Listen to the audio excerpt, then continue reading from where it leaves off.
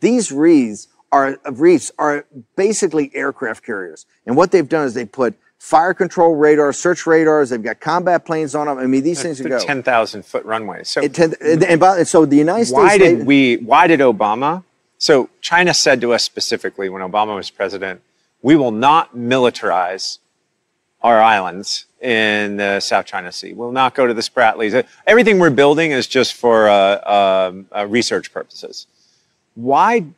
How do we engage China now that we see that every single one of these islands, whether it's Fiery Cross or Mischief or the others, have 10,000-foot runways, anti-missile batteries on them, and all of the weapons that they said they never put there. Now they're landing nuclear bombers there.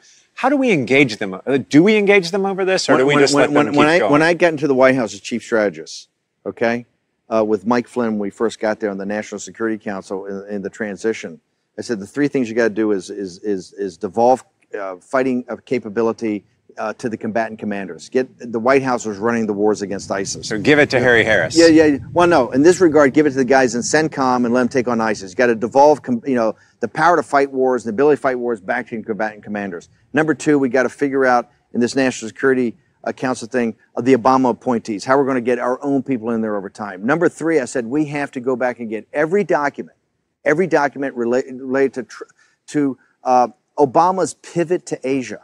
I said, I want to see exactly what they looked at. And people should know, in the White House, I worked 7 days a week, 18 to 20 hours a day, okay? 50% of my time was on the pivot to Asia. Why Obama did it, what we were going to do to counter it. It was Kurt Campbell's. Kurt Campbell. Here's what I found. I thought it'd be a whole room full of documents. It was pretty thin. And what I found is that the United States itself was not really engaged institutionally against China. You had some great people, but there wasn't all forces that kind of thought through, hey, an economic plan or a war plan against China to engage in this economic war.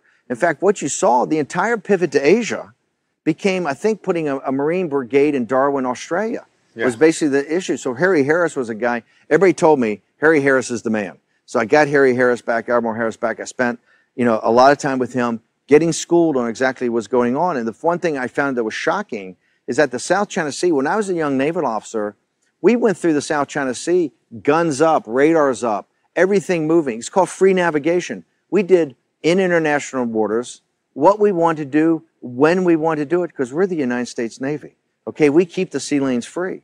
What I found out now is they got these reeds, everything like that. In China, we only go through in what's called safe navigation. You go through with your radars off, no fire control solutions, like a good little boy. Just kind of go, and you're basically asking their permission to go. The South China, I was unaware. The South China, they consider when they lost in the international court, China considers the South China Sea to be an internal sea to China. I know. The nine-dotted line of 1949 the nine-dotted line is a joke. They think it's a territorial sea. I know. They are not prepared. The first thing they'll tell you that the territorial integrity and the sovereignty of China is not to be questioned. Not to be questioned. And they consider that nine-dot line, the more people put it into documents, the more people put it on TV shows, the more people that re-infer that meme they want, because they believe that that's reality. Yeah. You ask me what's going to happen? The South China Sea, I said on my radio show 5 years ago, being a shooting war. The South China Sea, the situation in Qatar and the Persian Gulf and the South China Sea are the two greatest hotspots in the world for a global conflict to start, okay? Yeah. Not Korea. Korea is a vassal state of China. The whole Korean thing is nothing but a Chinese drama, okay? And President Trump's doing an amazing job on it. The South China Sea is a flashpoint, and you saw the other night, as a former naval officer, I'm telling you, those two ships, you had an American, the USS 50 Decatur, feet apart. The USS Decatur was on patrol. Yeah. And you basically had a Chinese destroyer come up and play chicken with it. 50 feet apart. If those two ships had hit, what would have happened? First off, 200 or 300 sailors would have died. Okay? Absolutely. If those two ships had hit at the speeds that they were going, the relative speeds they were going, we would have had a catastrophe. Okay, now I don't know what could have happened to the weapons or what could have happened to the fuel, but I'm telling you, at the speeds, what the Chinese did was reckless. And that was a challenge to us. Remember, what the Decatur did was go 12 miles from one of these reefs. Okay? Now, what the Chinese say is within 15 miles is their territorial water. They said it was a violation of their sovereign territory for the United States Navy to come 12 miles off a reef that they built into the South China Sea. My recommendation is I think the President of the United States, Donald J. Trump, who to me has been very even-handed with China and really, tried to build a relationship. I think you ought to give the Chinese 72 hours to take every radar, every offensive thing on a military, all the jets, everything out of the runways, everything off the islands. You get 72 hours to take it all off. And on the 72nd hour and 1 minute, the United States Navy is going to go in there and take it off for them. And then I think they ought to take those reefs and they ought to dismount them and turn them back into international waters. They say the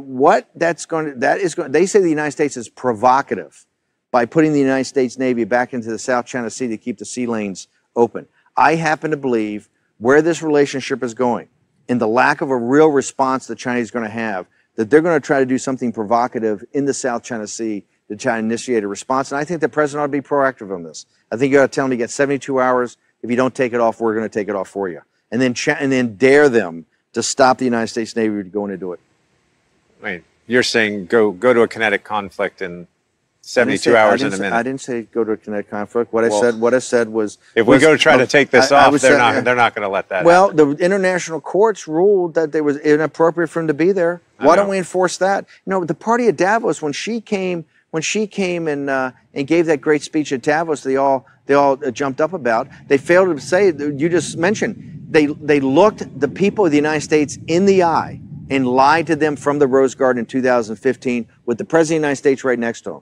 Okay? Yeah. And no one called them on it. And never called them on it. And then you saw when the international courts came and said, hey, this is totally unacceptable. There's no argument for it. It's got to be undone. They just sat there. What they've sat there and said, hey, there's our territorial sea. Now, I realize people saying, Bannon, what kind of crazy whack job are you? It's somewhere, and we don't even know where it is in the South China Sea. We're going to go to war.